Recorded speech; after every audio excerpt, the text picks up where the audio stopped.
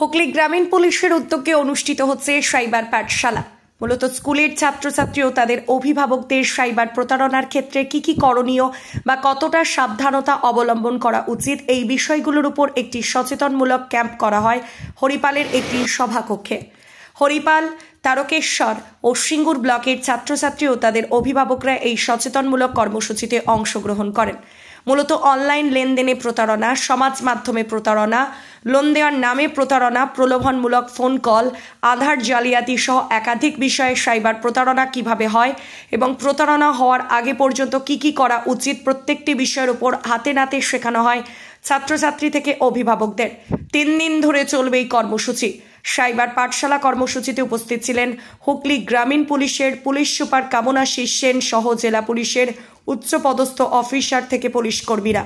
হুগলি গ্রামীণ পুলিশের cyber crime বিভাগের অফিসাররা সাইবার প্রতারণার বিষয়ে পাঠদান করেন ছাত্রছাত্রী থেকে অভিভাবকদের। বাড়িতে যাবে, তোমাদের মা বাবাকে বলবে কি মা এটা করো না, ফেসবুকে যে কাউ ফ্রেন্ড রিকোয়েস্ট অ্যাকসেপ্ট করো না, ফেসবুকে যখনই কোনো ভিডিও কল আসছে বাবাকে, কিন্তু বাবা মারা কি নতুন স্মার্টফোন নিয়েছে, হোয়াটসঅ্যাপ, ফেসবুক, খুব মজা লাগে দেখবে। বাবা মারাও ফ্রেন্ডস বানিয়ে নেয়, ওদেরও মজা লাগে। ঠিক আছে, রাত্রে ঘুমানোর আগে ফেসবুক করছে, তোমাদের কথা বলছে না, তোমাদের ভালো ছেলেমেয়েরা পড়াশোনা করছে, আমি তোমাদের বাবা মার কথা বলছি। ঠিক আছে, ওরা দেখবে রাত্রে ঘুমানোর আগেও ফেসবুক করছে, ইনস্টাগ্রাম করছে, ভিডিওস বানাচ্ছে, ভালো, সব ঠিক আছে, এভরিথিং ইজ রিকোয়ার্ড, কোনো অসুবিধা নাই। কিন্তু কি করলে কি হবে আর কি ক্রাইমস হয় এই যে সাইবার দুনিয়াটার মধ্যে, এটা জেনে রাখা খুবই দরকার।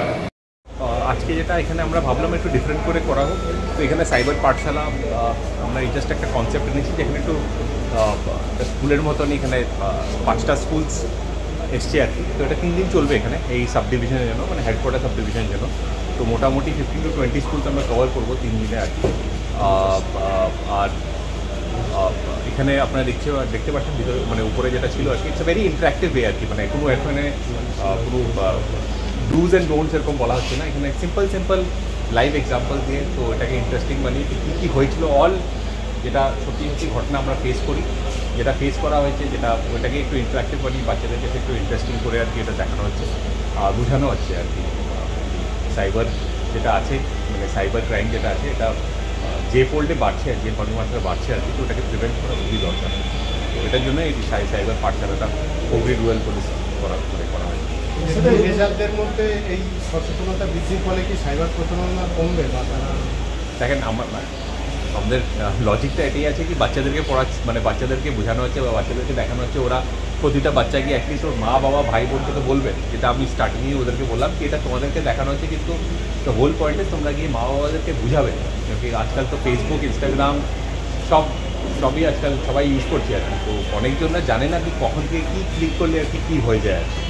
তো আমরা আশা করছি আর কি, তো এটাতে অ্যাটলিস্ট লোকরা মানে আমরা আরও প্রিভেন্ট করতে পারবো। স্যার, রাজ্যে কি এটা প্রথম? এটা বলতে পারছি না, মানে এটা আমার কিছু আইডিয়া নেই, কিন্তু করা হচ্ছে। আমরা এটা কন্টিনিউ করবো, যেরকম হেডকোয়ার্টার সাব ডিভিশন থেকে আমরা মানে পুলিশ ডিভিশন থেকে চালু করলাম, এটা আমরা আরামবাগেও করবো। আমরা আজকেই কথা বলছিলাম, আরামবাগে করবো এই কনসেপ্টই আর কি। 3 দিনে ম্যাক্সিমাম 20টা স্কুল টার্গেট করা হয়। আর আপনি দেখবেন কি 50 schools, sorry huge number, I am sorry, আমি জাস্ট বলো টোটাল 50 স্কুলস আমরা এখানে কভার করছি 3 দিনে।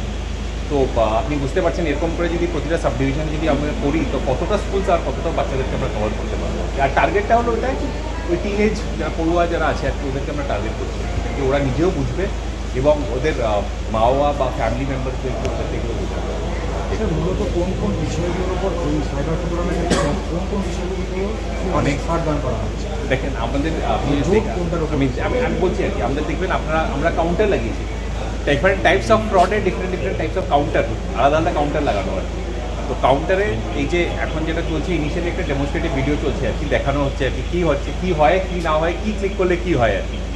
তো কালকে যেরকম আমি বললাম, একটা আপনার হোয়াটসঅ্যাপ ফেক ভিডিও কল করে দেখানো হবে আর কি।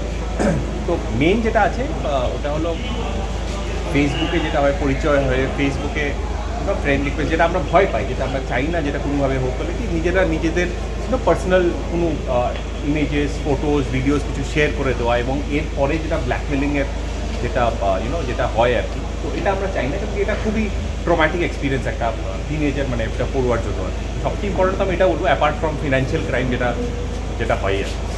তো এখানে দেখবেন আপনাদের ডিফারেন্ট কাউন্টার্স হয়ে আছে, যা ডিফারেন্ট টাইপস অফ ক্রাইম হয় ওটা কি বাচ্চাদেরকে দেখানোর জন্য আর কি। আফটার এই ডেমনস্ট্রেশন সেশনের পর ওটাই করা হবে।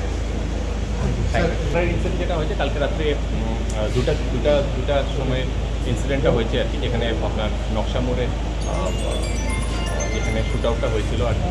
আর বাইকে ছিল যাদের ভিকটিমকে সঙ্গে সঙ্গে সরিয়ে দিয়ে ওদেরকে ট্রিটমেন্ট চলছে আর কি। অ্যান্ড আমরা অলরেডি রাত্রিবেলায় ইনফ্যাক্ট আর্লি মর্নিংয়ে বলতে পারেন, লেট নাইট আর্লি মর্নিংয়ে আমাদের অলরেডি প্রপার সেকশন দিয়ে আমাদের কেসও হয়ে গেছে, এবং আমাদের পুলিশের টিম এবং আমাদের পুলিশের পুরো ইউনিট সিনিয়র অফিসার সহ এখানে ভিজিট করেছে। অ্যান্ড ইনভেস্টিগেশন প্রসিডস, যখনই কোনো আপডেট হবে আমি ডেফিনেটলি আপনাদেরকে আপডেট কজটা এখন দেখেন যারা ভিকটিমস আছেন ওরাও কিছু নাথিং কিছু বলতে পারছিল না কি কেন হলো বা কী হলো, but will definitely give you an update. আমরা ওটাতে লেগে আছি, অ্যান্ড ডেফিনেটলি আপনাদের একটা আপডেট দিবই।